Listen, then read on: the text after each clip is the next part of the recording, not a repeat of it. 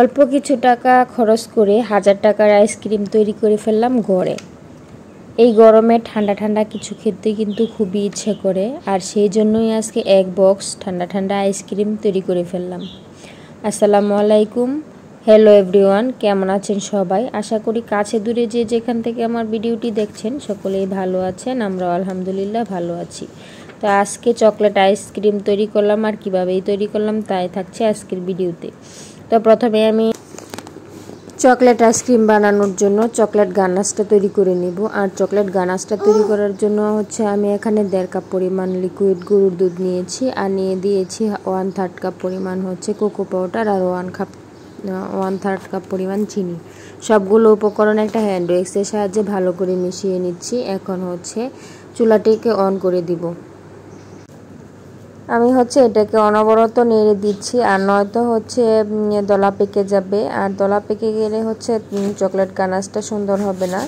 তো এই তো আমি এখন জাল করে নিব। একটা পর্যায়ে দেখা যাবে চকলেট গানাশটা রেডি হয়ে গিয়েছে, পাতলা অবস্থায় থাকবে। আর কিছুক্ষণ জাল করার পরে এই তো ভারী হয়ে যাচ্ছে চকলেট গানাশটা।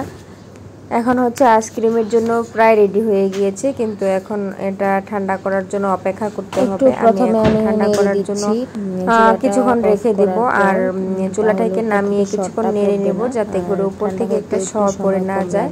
তো একটা সাইডে আমি গানাশটা রেখে দিলাম। এখন একটা বাটিতে 1.5 কাপ পরিমাণ হুইপ ক্রিম রেখে দিয়েছি। এখন একটা ইলেকট্রিক বিটারের সাহায্যে এটাকে বিট করে নিব। তারপর একটা ইলেকট্রিক বিটার কেক বানানোর জন্য একটু ফোম পাপ হতে হয়, আর আইসক্রিমের জন্য এতটা ভারী ফোম হতে হয় না। কিছুক্ষণ এটাকে বিট করে নিলে হয়ে যায়। আর এই তো কিছুক্ষণ বিট করে নেওয়ার পর আমি চকলেট গানাশটা দিয়ে দিলাম। চকলেট গানাশটা দিয়ে বানাতে আমি একটু ভারী করব, আর এতটা ভারী করব না, খুব সহজেই তৈরি হয়ে যায় কিন্তু বাসায় চকলেট গানাশটা দিয়ে দিলাম। আর এই আইসক্রিমটা বানাতে কিন্তু ঘরে থাকা উপকরণ দিয়ে হয়ে যায়, আইসক্রিম বাইরে থেকে ডোটা হয় না, আর খুব অল্প টাকায় ঘরে তৈরি হয়ে যায়। আর এই চকলেট আইসক্রিমটা বাইরে থেকে কিনতে হলে দেখা যায় যে 400-500 টাকা খরচ হতো, আর নিচে যদি ঘরে বানানো যায় তাহলে দেখা যায় আইসক্রিমটা স্বাস্থ্যসম্মত হয়, তারপর খরচও কম হয়।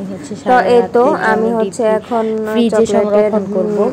এই তো আমি চকলেটটা বানানো শেষ, এখন একটা বক্সের মধ্যে দিয়ে দিচ্ছি। আর একটু ডেকোরেশন করার জন্য আমি এখানে চকলেট স্প্রিঙ্কেল দিয়ে দিলাম, আর একটু চকলেট গানাশও রেখে দিয়েছিলাম ডেকোরেশন করার জন্য। এই তো চকলেট গানাশটা একটু দিয়েছিলাম।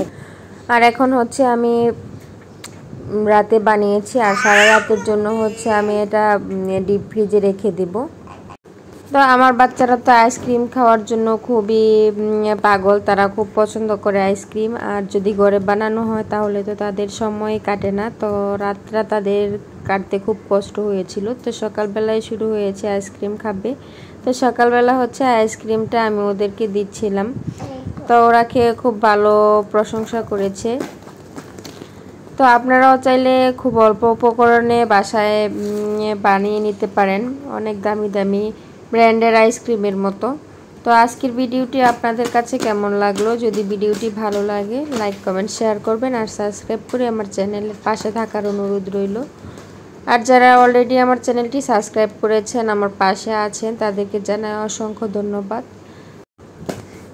এই তো এখন তাদেরকে আইসক্রিম দিলাম, খুব ভালো মজা করে খাচ্ছিল। আসলে সন্তানরা কিছু খেতে পছন্দ করলে মায়েরা বানিয়ে দিলে দেখেই খুব তৃপ্তি লাগে, মিটে যায়, খুব ভালো লাগে। তো আজকে এই পর্যন্তই, সবাই ভালো থাকবেন, সুস্থ থাকবেন, আল্লাহ হাফেজ।